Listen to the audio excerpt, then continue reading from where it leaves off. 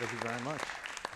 So today we're going to be talking about gaining visibility and accountability in the cloud. Now, I'm Ryan Nolette, and I've been doing different kinds of purple blue team stuff for about 15 years. One of my main joys right now is taking the things that I've learned and turning them into open source tools for either teaching or learning for either junior analysts or senior analysts who have not been introduced to like the new emerging technologies like the cloud. This is my colleague, Marta. Hi, I'm Marta. I work as a software engineer at Wazuh, and outside of work, I help organize tech events in my country, Spain, and I am also a diversity in tech advocate.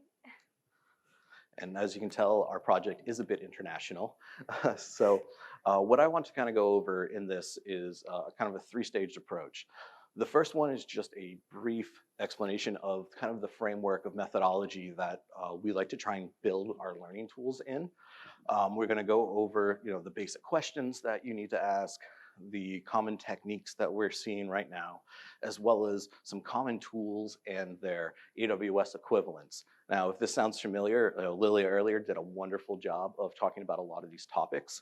We're going to be taking it a bit step further at a little bit lower level of how we're actually going to technically do it. Also, we have an end-to-end example we're going to walk you through, so a real-world example that I took out of a production environment. And best of all, we are kind of announcing the release of version 2.3 of our Detonation Lab that we posted last year or so on GitHub.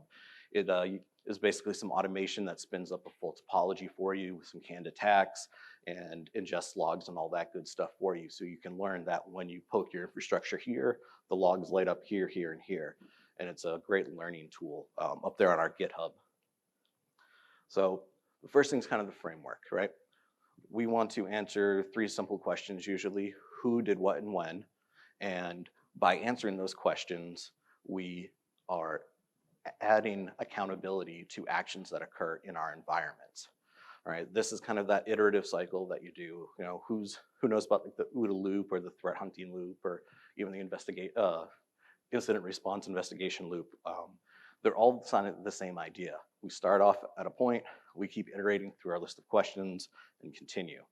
So some of the techniques that are common that we're using are the basics of OS hardening.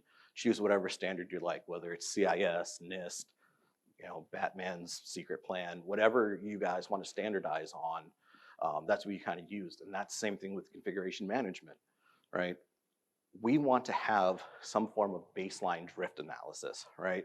Because if we don't know what's abnormal, how do we define, if we don't know what is normal, how do we define what is abnormal? So having config management helps with that. Same with identity management, right? Who actually belongs talking to my stuff? And finally, we can look at things on the endpoint or the workload, such as process monitoring.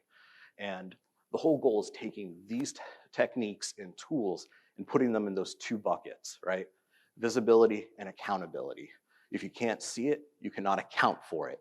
So what we want to do is keep increasing controls, whether they're technical controls or policy controls, and you want to continue to increase them until you can start to account for everything that happens in your environment.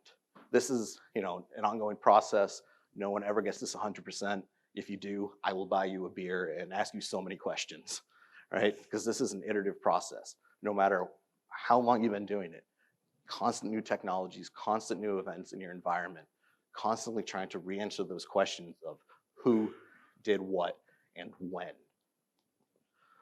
So some of the common tools, this is a bit more zoomed in than Lily's was, but we wanted to try and make cloud a little less scary. So, who here has ever worked on an on-prem enterprise, right? Do any of you, use DNS in your enterprise? I see somebody shaking their head no, and that's terrifying. So I'll go with NetFlow next. When you're doing an investigation, you need to see who's talking where and things like that. So collecting NetFlow is incredibly important. In an AWS environment, that's VPC flow, right? It's network communications that are occurring. And what we're going to kind of do with these tools and techniques are we're going to give you end-to-end example. This is the use case of this end-to-end example. Kind of the goal is you're always recording logs and events that are occurring in your environment.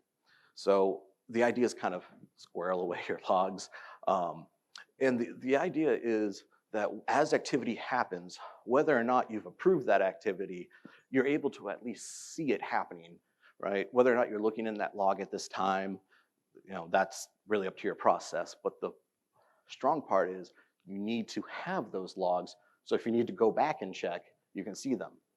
This use case is something that has happened many times, different incidents I've had to respond to. And the real thing is a kind of a conflict of interest, right? Your guys that are developers, DevOps guys, whomever, they don't get paid to worry about the security implications of their workflows, tools, their product that they're producing, right? Their boss gives them a deadline for this Friday to push the new version of the application to production. That's what pays their mortgage.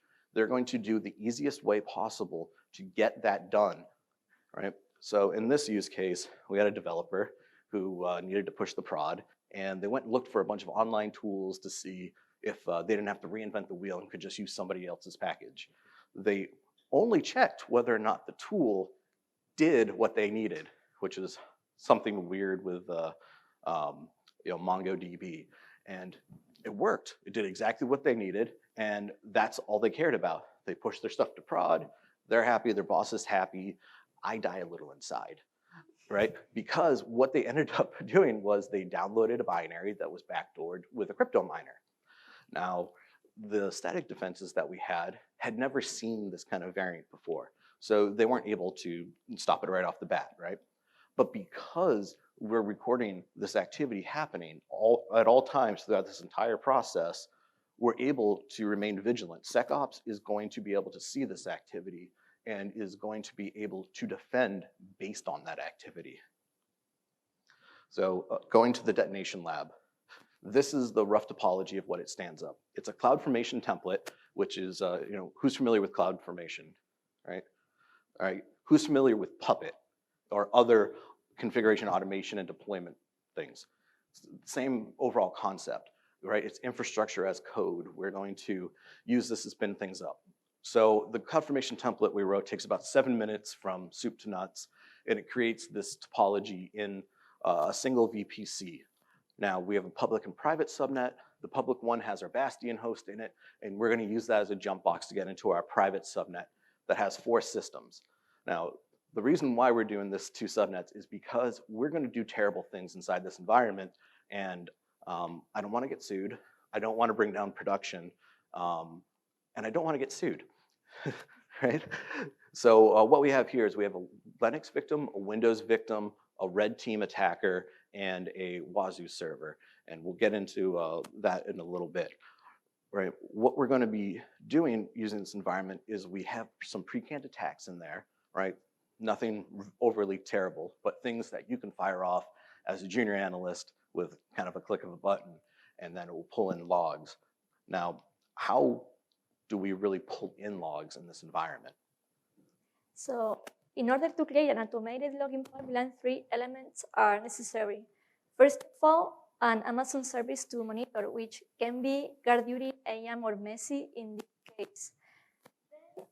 An Amazon CloudWatch rule needs to be configured to monitor those services and forward the events they generate to Amazon Kinesis Firehouse. And Amazon Kinesis Firehouse needs to be configured to guide the events it receives from CloudWatch into an S3 bucket. On the other hand, VPC and CloudTrail can be configured to directly guide the logs into an S3 bucket. And finally, Amazon Inspect scan results can be fetched by querying the AWS API. The Wazuh manager is the one in charge of doing those API queries and reading the data from S3 and indexing all that into Elasticsearch. So what services are we looking at? Well, as kind of came across, there's hundreds of services to look at that do different things. So here's a couple of the common ones that are usually across the board, right? You have S3, which is just your storage area. We have guard duty, which is the detection service that's kind of configured and slanted to look at cloud-based behaviors versus on-prem behavior, and things like, Inspector and Macy, as we mentioned. Now, these services generate a lot of content and data, right? But how do you get access to this data and kind of make it part of that automated pipeline so it's constantly ingesting stuff as you go? So for all those of you who don't know what Wazuh is an open source kit that includes features such as active response, vulnerability detection, and file integrity monitoring. And it can also be integrated with external services such as VirusTotal and AWS.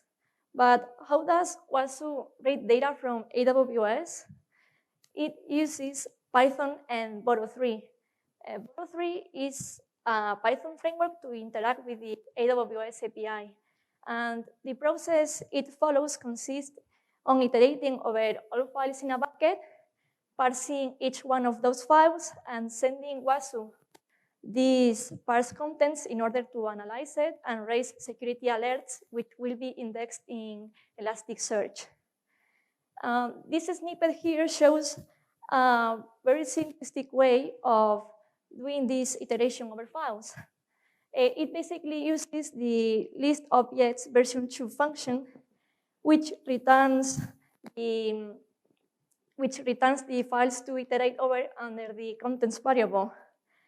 But there are a few challenges with this proposed solution. First of all, how to filter by region and account, and how to select where to start filtering, so where to start processing. And also, this function returns 1,000 elements, but what about the others? So let's start by filtering by count and region. So this is how an AWS path name looks like. As you can see, it includes both the account ID and the region. So in order to filter that, it's only specifying a prefix, which will include both the account ID and region that we are interested in. But we are still getting logs that we are may not interested in. So how to deal with that? As you can see in the path name, the date is also included. So in order to select where to start, we just need to have a longer prefix, including that date. And now that we know how to filter a single account and single region, let's see how to iterate over all of them. So the idea here is to group all the accounts and regions that are available in all the file names and iterate over that. But since doing that grouping can be quite expensive in terms of performance, we can ask Amazon to do it. And this is what I'm doing in this first snippet. As you can see, calling this function with an empty prefix will group by the first item in the path name, which is AWS logs. If I call this function with the first item of the path name, it will group by the second one, which is the accounts ID, and so on. Having this function is straightforward to iterate over accounts and regions. And finally, how to fetch all the files and not just the first 1,000. To do so, we need to do pagination over results. And the list objects function gives us a value is completed to know whether the result is complete or not, and some continuation tokens to do the pagination. So in this snippet, I have used a few Python tricks that I highlighted in the slide and which are available in the links if you want to know more about it. And well, finally, now that we know how to iterate over files, let's see how to parse each one of those files. So there are a few challenges when parsing file contents because each service logs in a different way. For example, logs coming from Firehouse can be directly parsed with a JSON parser because each event is a JSON itself but a file can contain multiple events. And on the other hand, VPC flow are CSV. And finally, CloudTrail logs are valid JSON files. And some keys can have different data types depending on the event. For example, a same key can be both a string and a dictionary. And that can give problems when indexing in Elasticsearch. Also, Amazon aggregates some events, but since Elasticsearch can't work with arrays of dictionaries, we need to ungroup this event into multiple ones. And finally, logs can be both compressed or decompressed. So we need to make sure that a log is decompressed before parsing. So it sounds a little complicated, right? A little complex. Well, we kind of got a present for you, right?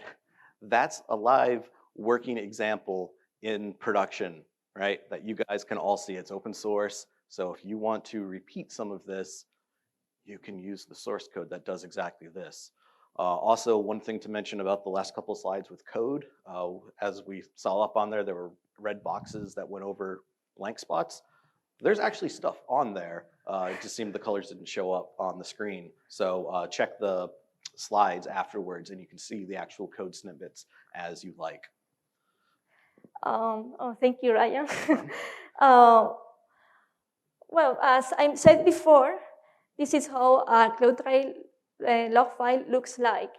It's a JSON object which contains a single key records, and this key is a dictionary. It's an array of dictionaries, each one representing an event. And this is how a log file coming from Firehouse looks like. As you can see, it can be directly parsed because it's not a JSON, it's multiple JSONs in a single one, so in a single file. But Python was covered because Python has a raw decoder JSON which can extract a JSON out of a string. So now that we know how to parse these logs, what to do with them? So what we need to do with the log content is, start mapping and correlating it, right? Because we just got a ton of data, which we just did a bunch of work on ingesting, parsing, and doing all those things we care about. Well, now we need to map it. In this case, I'm using a kind of model. And what I'm doing is I'm taking specific attributes from the data. So, you have a field for account ID, your ARN, your principal ID, anything like that. And I'm taking those sources and I'm mapping them to entities and features inside my model. This is allowing me to do very quick, common correlation. And this is also going to give me the ability to start creating some visualizations that are going to help junior analysts or people unfamiliar with the little minutia of the logs, right, and help kind of bootstrap them and get them running. So what we did in the Det Lab is we created a bunch of different visualizations and we turned them into a dashboard, right? It all automatically gets ingested when you launch the CloudFormation template, and it starts ingesting data which populates these dashboards and visualizations. We started with a couple of really common ones, like who are our top talkers for destinations, right? That's something everybody likes to ask when you're doing an incident, who are they talking to? Next up, we're also kind of using some of the AWS services like guard duty, which are my top talkers per instance ID, right? We're trying to find our problem children and give them a paddling, right? So we also drop something down for a table, which is going to pull the account ID out of the guard duty findings and starts ranking them, right? We just created a digital wall of shame. Feel free to put it on the front door of your showcase SOC. It will be very effective that way. And last but not least, CloudTrail, right? We spoke a ton about CloudTrail today in a bunch of the talks that came previously. The event names in your CloudTrail data matter because until you define normalcy, how can you pick out abnormalcy? So this is going to show us what are the most common CloudTrail events in our environment. So then when we get a spike in data, we know that there's an anomaly there, right? We may not know whether or not it's malicious, but we sure as hell know it's suspicious and should go get looked into because it's anomalous compared to our baseline. Now, this is our end-to-end example. All of these images are taken out of the dashboard that is in the Det Lab. So, as I mentioned earlier, we put all these systems inside the private subnet of the VPC, so they wouldn't be accessible to outside resources, and they don't have collateral damage. Well, sometimes I forget those things and put them on the public internet just to see who likes to poke at it. And there may or may not have been a foreign power that will remain nameless who decided to poke at my stuff and try to pop it. So I here found a spike in network traffic in my environment. I'm not using it, it's just sitting there, so there's an obvious mistake. I go and I dig into that, and I find this .75 IP address. So what is this? How is it talking out? Why do I care? Those kind of things. Well, we can take that .75 address and we can search. So in the Det Lab, there are guard duty, Macie, inspector, VPC flow, and a bunch of other AWS services getting ingested and indexed into the Elasticsearch or Elasticstack. And I can search any of those sources against that IP address, but I want low-hanging fruit because I'm lazy. I really don't want to dig through a bunch of logs, and I'm lazy. So I'm going to use a curated source. Guard duty findings automatically give me detections.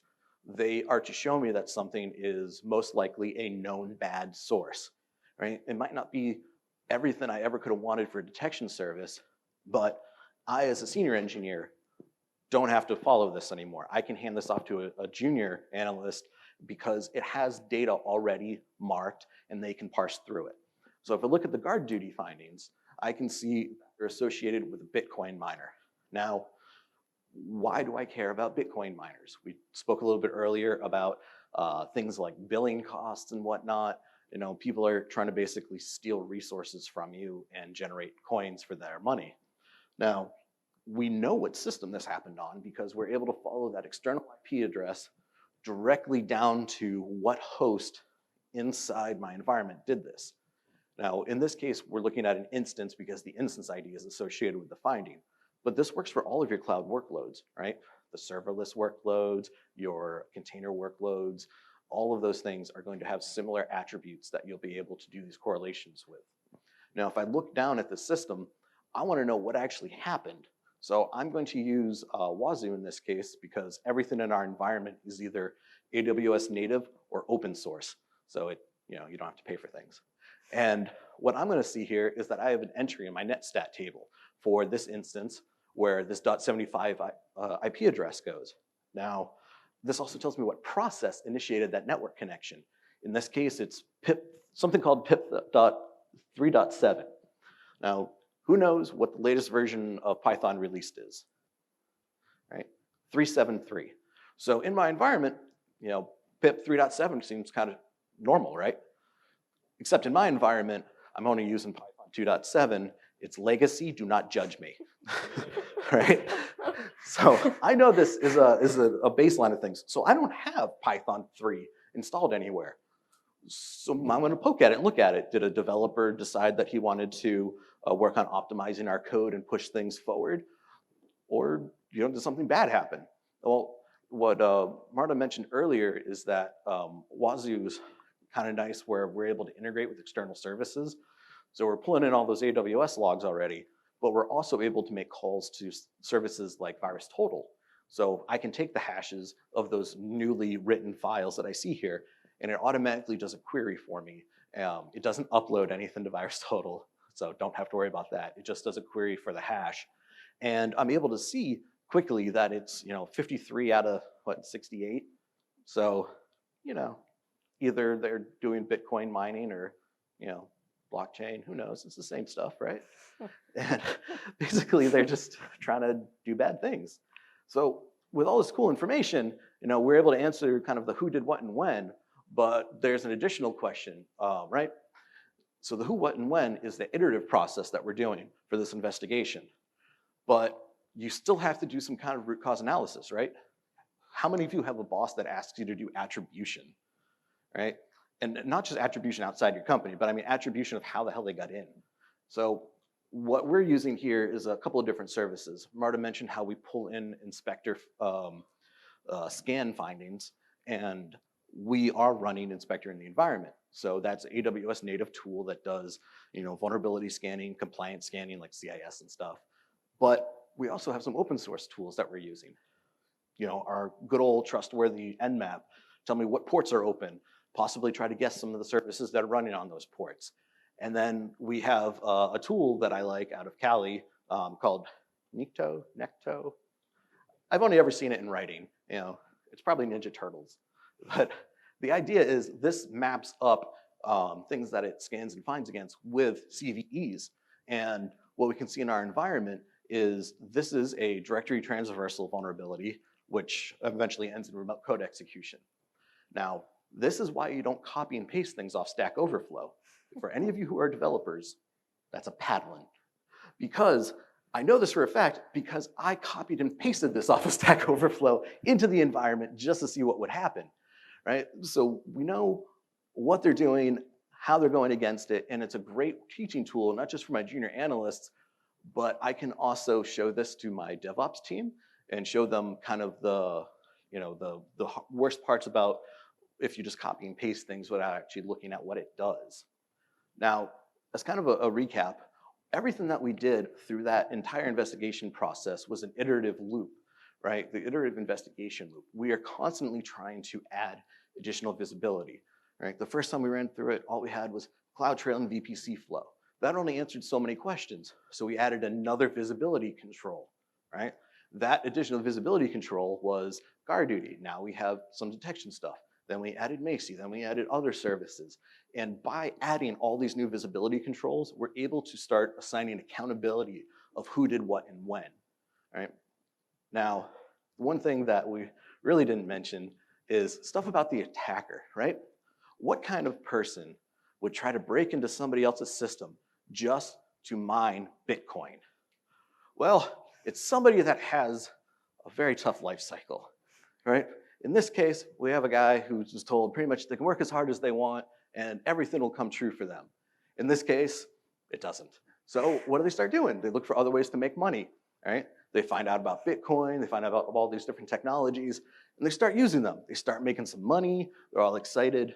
They end up buying the only Lamborghini in Eastern Europe. So they kind of get investigated for tax evasion or whatever, float your boat. And they eventually flip and go to the Witness Protection Agency, thus beginning the cycle again. Now, I really want to thank you guys for all the attention that you gave during this.